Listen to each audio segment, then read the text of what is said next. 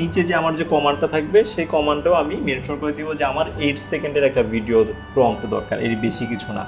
এবার হচ্ছে সে একদম ছোট করে আগের বারে যে কত বিশাল একটা প্রম্পট দিয়েছিল সেই জায়গায় আমাকে এখন ছোট্ট একটা প্রম্পট দিল। দেখুন এবার সে অটোমেটিক আইডিয়া চেঞ্জ করে ফেলছে যে at a picked football stadium under bright night lights a beautiful girl in a trendy jersey and face paint is standing in the gallery। আগেরবার কিন্তু আমাকে এই যে ফেসের মধ্যে যে পেইন্ট করা, অর্থাৎ অনেক ফ্যান বেসটা যেরকম মুখের মধ্যে এরকম তাদের যে ফ্ল্যাগগুলো হচ্ছে ড্র করে সেটা ছিল না, বাট এখন সে পুরো আইডিয়াটাকে আবার নিজের মতো করে গুছিয়ে নিয়ে আসছে। বাট আমার যে মেইন যে ডায়লগ সেটা কিন্তু চেঞ্জ করা নেই। সো এখন এইটা হচ্ছে আমি আমার VO3-তে ইজিলি আমি জেনারেট করতে পারবো। পুরো আমার প্রম্পটটা আমি এখানে পেস্ট করে দিলাম। এরপর মোস্ট ইম্পর্টেন্ট যেটা খেয়াল করতে হবে সেটা হচ্ছে এইখানে যে মাউস রেখে দেখবেন যে গুগল VO3 আপনাকে এখানে দেখাচ্ছে কিনা।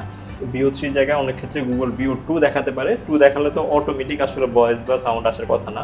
আর VO3 আপনাকে তখনই দেখাবে যদি আপনার VPN ইউএসএ সার্ভারে কানেক্ট থাকে এবং আপনার যে গুগল অ্যাকাউন্টটি আছে সেটা যদি প্রো ভার্সন হয়। প্রো ভার্সন হলেই আপনি ভয়েস বা ব্যাকগ্রাউন্ড মিউজিকটা জেনারেট করতে পারবেন। আমি এখানে যদি এখন রেন্ডারে ক্লিক করি, জাস্ট 1 to 2 মিনিট সময় নেবে এবং হচ্ছে এই ভিডিওটা আমাকে জেনারেট করে দিবে। দেখুন আমাকে অলরেডি একটা ভিডিও জেনারেট করে দিল। সেটা যদি আমি এখন একটু প্লে করে আপনাদেরকে দেখাই।